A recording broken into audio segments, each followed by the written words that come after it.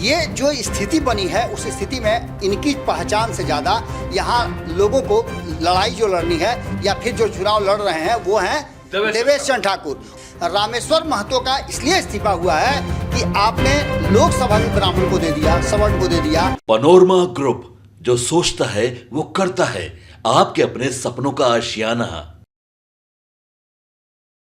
नमस्कार, मैं हूं सागर कुमार। भारत लाइव देख रहे हैं आप। देखिए, ये स्पेशल रिपोर्ट है।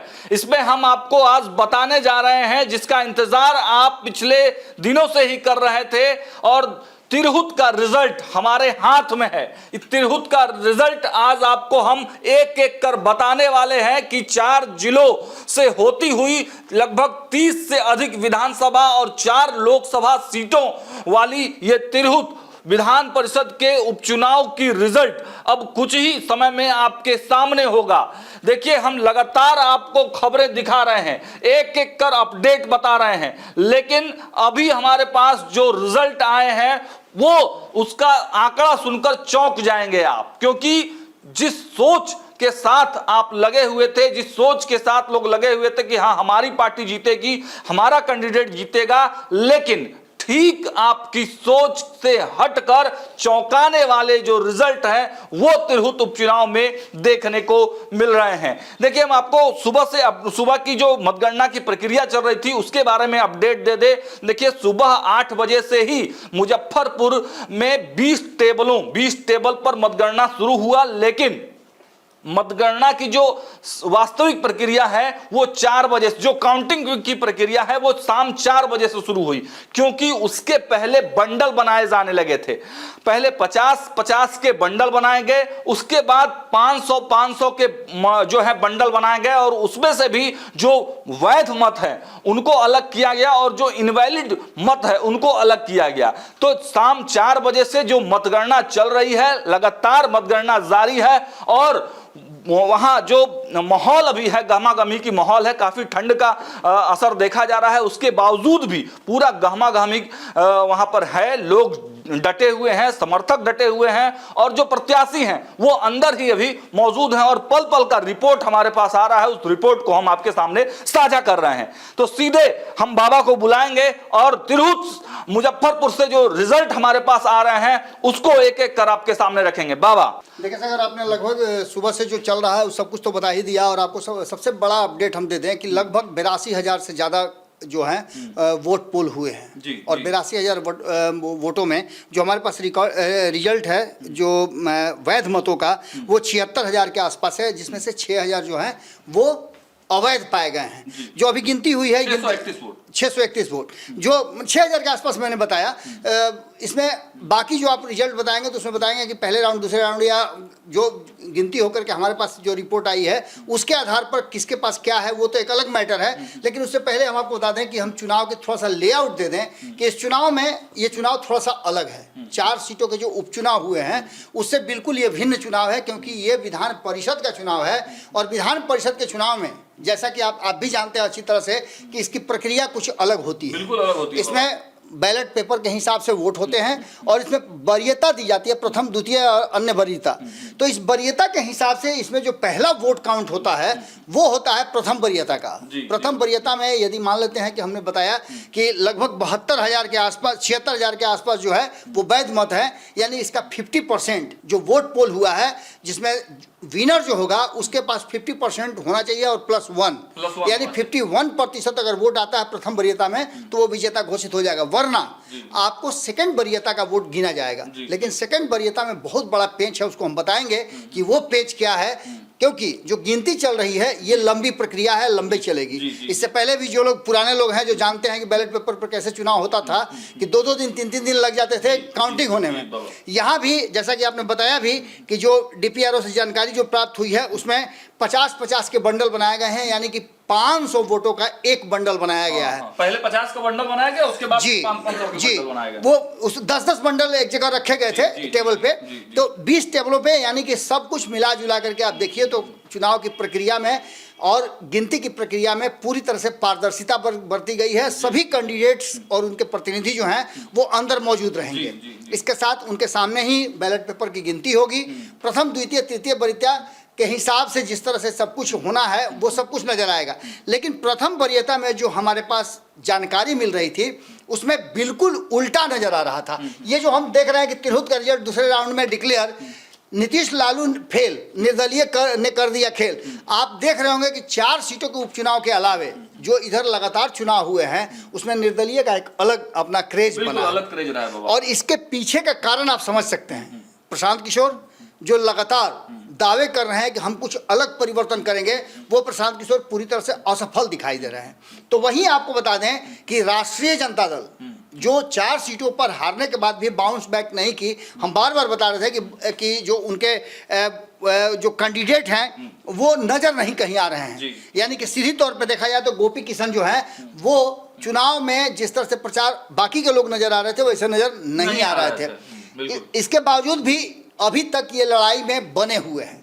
लेकिन सबसे ज्यादा बुरी स्थिति यहाँ अभिषेक झा की। अभिषेक झा सबसे बड़ी उम्मीद अभिषेक झा पर ही थी। अभिषेक झा जो सरकार के तरफ से इनको लड़ाया जा रहा था, देवेश चंद्र ठाकुर के दुलरुआ कैंडिडेट, देवेश चंद्र ठाकुर के करीबी नीतीश कुमार का दांव सब उल्टा पड़ रहा है बाबा। आखिर क्यों ऐसा हो रहा है बाबा? देखिए, सबसे बड़ी बात यह है कि जिस तरह के बयानात आए हैं इस बीच में, आपने देखा भी होगा, और जिस तरह से हल्के में लिया गया इस चुनाव को, जैसे ऐसा लग रहा था कि हम जीत गए हैं। जी बिल्कुल। अब इसके बाद अगर आप गिनती के हिसाब से वोट जो पड़े हैं उसके हिसाब से अगर नहीं जीत रहे हैं तो आप अगर जीतते हैं तो समझिए कि कोई ना कोई खेल जरूर हो रहा है। बिल्कुल खेल हो रहा है। अब इसके अलावे जो बता रहे हैं आपको कि पिछला चुनाव भी हुआ था जिसमें प्रथम वरीयता में देवेश चंद्र ठाकुर नहीं जीते थे, द्वितीय वरीयता में वो जीत करके आए थे और उसको लेकर के भी बहुत सारा हंगामा हुआ। बता रहे थे कि ऐसा इतिहास भी रहा है इस सीट का। बिल्कुल, वही तो मैं बता रहा हूँ कि पिछले चुनाव में जब परिणाम आए थे तो प्रथम वरीयता में नहीं जीत पाए थे और द्वितीय वरीयता में उनकी जीत हुई थी। अब इस सारी चीज़ों को लेकर के जो अब वर्तमान परिस्थिति बनी है उसमें अभी जो नज़र आ रहा है कि कॉन्टेस्ट में ये जनसुराज के डॉक्टर विनायक गौतम थे। डॉक्टर विनायक गौतम जब निर्दलीय इनको लग रहा था कि चुनाव में उतरेंगे तब तक सब कुछ ठीक ठाक था, लेकिन उसके बाद की जो कहानी बदली है उस कहानी में आप एक तरफ की बात समझ सकते हैं कि लड़ाई कहा जा रहा था, इन्होंने तो लड़ाई को इधर शिफ्ट किया है। अच्छा, कि लड़ाई में इनके साथ यानी कि जदयू और राष्ट्रीय जनता दल के बीच में लड़ाई है, लेकिन इस लड़ाई में कहीं ना कहीं ये इन किए हैं जनसुराज इन करने। उससे पहले विनायक गौतम का ग्राफ जो है बढ़ा हुआ था जब वो जनसुराज शामिल नहीं हुए थे, लेकिन जनसुराज में शामिल होने के बाद इनका ग्राफ थोड़ा डाउन हुआ और ये समझ में आ गया लोगों को कि ये जनसुराज से हैं, इसलिए इनको उसी हिसाब से चुनाव लड़ना है। लेकिन सबसे ज्यादा चर्चा इस शख्स की हो रही थी और उसके बाद इनकी हो रही थी। बंशीधर ब्रिजवासी जी एक शिक्षक के रूप में काम कर रहे थे और इनका के पाठक के साथ जो विवाद हुआ उस विवाद के बाद छात्र नेता भी शिक्षक नेता भी थे।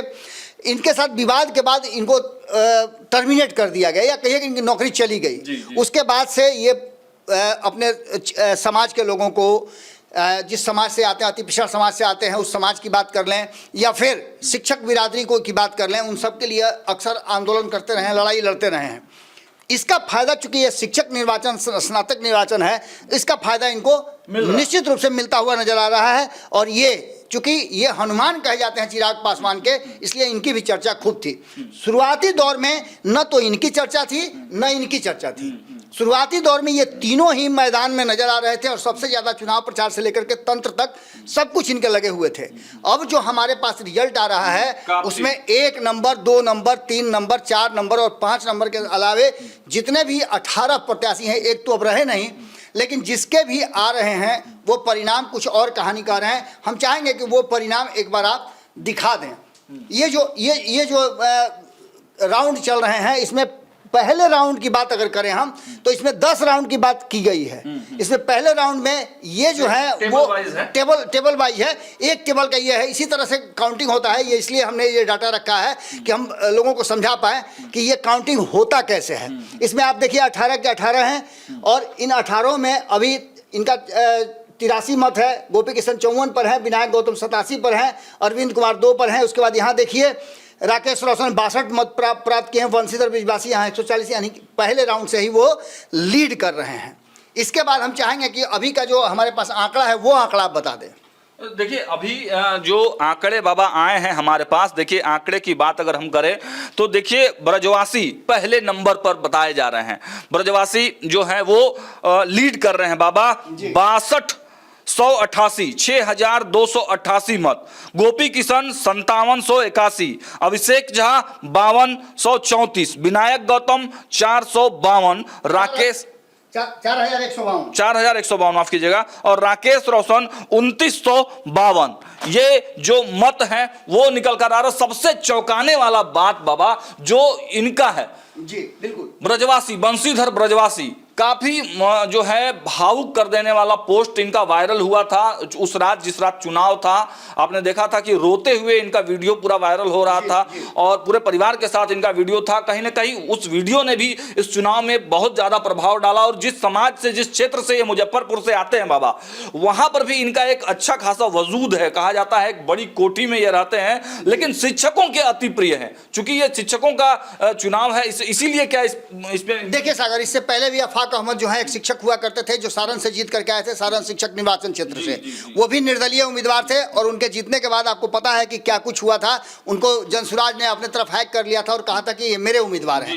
जब चुनाव से पहले ये भी चल रहा था कि ये या ये दोनों में से कोई एक जो है वो जनसुराज के उम्मीदवार हो सकते हैं, लेकिन जनसुराज के उम्मीदवार बनने के लिए जो आपको चाहिए वो इनके पास था, इनके पास नहीं था। तो ऐसी स्थिति में आप समझ सकते हैं कि जो वर्तमान परिस्थिति बनी है, अभी हालांकि बहुत कुछ खेल होना बाकी है, अभी बहुत उलट पलट होगा। अभी तो शुरुआती रुझान ही आए हैं, शुरुआती राउंड के हुए हैं। हमको लगता है बाबा कल शाम तक हो जाए, दोपहर तक तो हो ही जाएगा। बिल्कुल बिल्कुल, कल दोपहर के बाद भी चलेगा। जहां तक मेरी जानकारी है और जो मैं देख रहा हूं, मैंने जो आंकड़े आपको दिखाए हैं, उन आंकड़ों के हिसाब से जो मेरी लगातार मेरी भी आपकी भी बातचीत हो रही है, काउंटिंग के पास जो लोग हैं, काउंटिंग आपने डीपीआरओ से भी बात की है, वहां लोग हैं, उनसे बात किया है, ब्रजवासी के परिवार के फैमिली मेंबर से बात किया है, इससे राकेश रोशन के फैमिली मेंबर से बात हुई है, इनके फैमिली मेंबर से बात हुई है।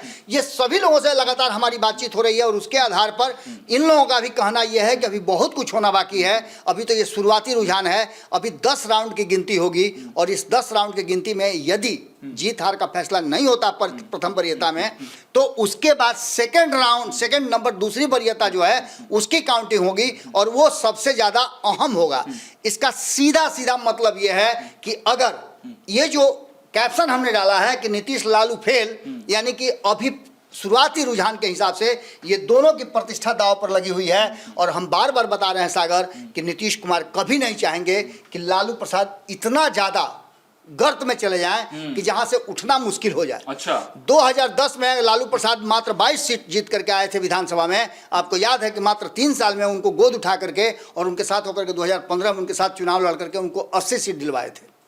तो ये सभी चीजें इस बात की तरफ इशारा कर रही है कि देखिए, नीतीश कुमार को सीएम कुर्सी पर बने रहने के लिए लालू प्रसाद का जीवित रहना, यानी राजनीतिक रूप से जीवित रहना बहुत जरूरी है, वरना उनको भारतीय जनता पार्टी जिस एंगल के साथ अपनी राजनीति कर रही है उस एंगल में वो बुरी तरह से फंस सकता है। बाबा मेरा एक सवाल है कि ठीक है ब्रजवासी लीड कर रहे हैं, ब्रजवासी एक नॉन चेहरा थे शिक्षकों के लिए, लेकिन पॉलिटिकली अगर पॉलिटिकल कॉरिडोर की चर्चा की जाए तो अभिषेक झा का पीछे होना, राकेश रोशन जैसे उम्मीदवार का मतलब ठीक है ये लीड नहीं कर रहे हैं, लेकिन ऐसी स्थिति में जरूर लाकर छोड़ दिया है जिसमें कि राकेश रोशन कहीं ना कहीं पीछे हो जाए। तो जिस खेला और जिस भीतरी कलह की बात चल रही थी, बिना एनडीए के वोटों का क्या ये संभव है बाबा कि राकेश रोशन को अच्छी खासी वोट आ जाए बिना एनडीए के में भीतरघात हुए?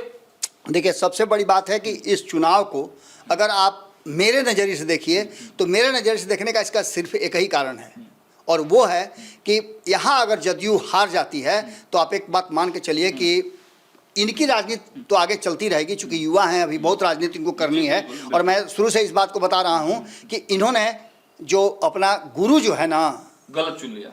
नहीं, गलत मैं गलत नहीं कहूँगा। शुरुआती दौर में जिस तरह से लगातार देवेश चंद्र ठाकुर कई मीटिंग्स में ये काफ़ी एम्ब्रेसिंग फील कर रहे थे, काफ़ी असहज थे, जिस मीटिंग में वो लगातार बोल रहे थे कि मेरे साथ ऐसा लोग क्यों कर रहे हैं। और चुनाव के प्रचार के दौरान इनको जब ले करके मैंने बड़ी सुंदर बात कही थी जिस पर कई लोगों ने मेरे साथ कमेंट भी किया था और कई लोगों ने कहा भी था कि देखिए, अगर आप बच्चे को गोद में ले करके अगर इस तरह से ढक करके चलते हैं तो किसी को पता नहीं चलेगा कि बच्चा आपके गोद में है, जब तक बच्चा रोएगा नहीं।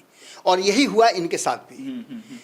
ये जो स्थिति बनी है उस स्थिति में इनकी पहचान से ज़्यादा यहाँ लोगों को लड़ाई जो लड़नी है या फिर जो चुनाव लड़ रहे हैं वो हैं देवेश चंद्र ठाकुर। और देवेश चंद्र ठाकुर के माथे पर नीतीश कुमार की प्रतिष्ठा है। आपने ये बताइए कि जदयू के जो शीर्ष नेतृत्व के लोग हैं, आपने कितना एक्टिव लोगों को देखा है? बहुत ज्यादा। सबको इस बात की चिंता लगी हुई है। अशोक चौधरी जो हर चीज में आगे कूद जाते हैं, नीतीश कुमार के एक तरह से दत्तक पुत्र कह लीजिए उनको। नहीं, हम सिर्फ अशोक चौधरी की बात नहीं करेंगे। आप सिंपल सी बात कर लिए कि संजय झा ब्राह्मण है ना। हाँ, बिल्कुल। ये ब्राह्मण है, बिल्कुल जाना चाहिए था। देवेश चंद्र ठाकुर ब्राह्मण है। संजय झा को यहाँ सब छोड़ करके यहाँ कैंप करना चाहिए था। मनीष वर्मा को करना चाहिए। पार्टी के वो राष्ट्रीय कार्यकारी अध्यक्ष हैं। लेकिन आप जानते हैं कि नीतीश कुमार के जितना करीब जो होता है उसको उतना दूर करने के लिए पूरी कायनात जो है लग जाती है। देवेश चंद्र ठाकुर ने इनको चुनाव मैदान में उतारने के लिए हद दर्जे तक जीद की थी। कई लोगों का इसमें नाम शामिल था।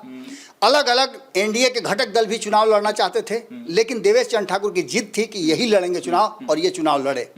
सब कुछ अपनी जगह पर है, चुनाव जीत जाएं और अच्छी बात है। लेकिन जो वर्तमान परिस्थिति बनी है और प्रारंभिक दौर में जिस तरह का रुझान देखने को मिल रहा है और इनके जो लोग हैं वो जो बात कर रहे हैं तो कंधे उनके झुके हुए हैं, तो ये साफ बता रहा है कि कहीं ना कहीं ये जो स्थिति है वो अब मैनेज करने लायक नहीं रह गई है। बिल्कुल, यानी बहुत पीछे चल रहे हैं। मतलब आप बता रहे बाबा कि जिस प्रकार से अंतिम मोमेंट में प्रेस कॉन्फ्रेंस किया गया जी, कभी किसी को पकड़कर, कभी एनडीए के किसी दल को पकड़कर, राष्ट्रीय अध्यक्ष अपने कार्यकारी राष्ट्रीय अध्यक्ष को पकड़कर पीसी शायद नहीं हुआ है, मेरी जानकारी तक नहीं हुआ है। केंद्रीय मंत्री के साथ भी प्रेस कॉन्फ्रेंस नहीं हुआ है और जो जदयू के बड़े धड़े थे उनके साथ भी प्रेस कॉन्फ्रेंस नहीं हुआ है। नीतीश कुमार जी पंचायत चुनाव में जाकर के प्रचार करने लगते हैं। मैंने अब इसका मतलब ये पंचायत चुनाव मत कहिए, कहीं भी जाकर के चुनाव प्रचार करने लगते हैं, तो यहाँ क्यों नहीं जा सकते? प्रतिष्ठा लगी हुई, यहाँ भी जाना चाहिए था। यहाँ तो प्रतिष्ठा लगी हुई थी, 4 आप सीट क्लीन स्वीप करके आए थे। इससे साफ ये प्रतीत होता है कि ये जो चुनाव है ये अगर हारे तो हमारे संपादक नमन मिश्रा जी ने कह दिया है कि ये हारे तो जदयू के लोगों के चलते हारेंगे, वरना किसी के चलते नहीं हारेंगे। और जदयू के लोगों में इनके पक्ष में और विपक्ष में दोनों जो लोग हैं जो इनके साथ हैं वो भी हराने में लगे हुए हैं और जो इनके साथ नहीं खड़े नजर आ रहे हैं वो भी हराने में लगे हुए हैं। अच्छा, क्योंकि इसके पीछे एक और कारण है कि इसी बीच में आपने देखा होगा कि एक इस्तीफा भी हुआ है रामेश्वर महतो का। रामेश्वर महतो का इस्तीफा इसलिए नहीं हुआ है कि अभिषेक जाग खड़े हैं।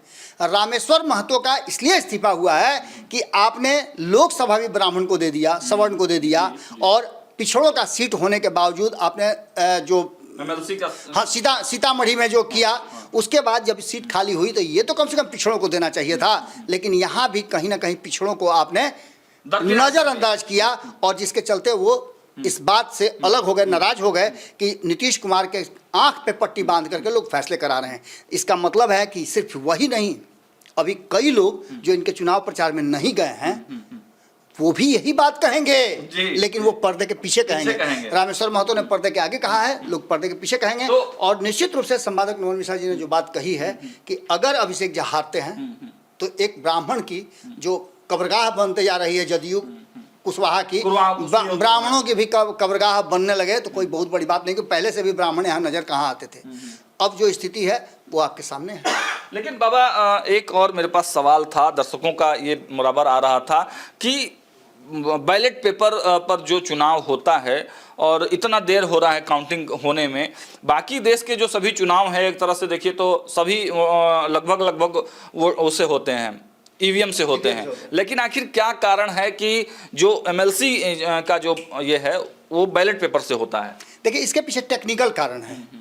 आप जब ईवीएम से चुनाव करते हैं तो आप जाते हैं, बटन दबा देते हैं और काम खत्म हो जाता है, सिर्फ एक ही बटन आपको दबाना होता है।